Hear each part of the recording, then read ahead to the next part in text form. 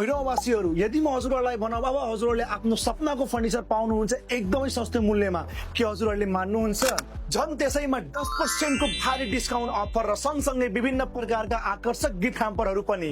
अब त झनै मान्नु न, तर हजुरहरूलाई मान्नु पर्छ किनकि यही त हाम्रो भूमिदेव फर्निचर बजारको विशेषता हो।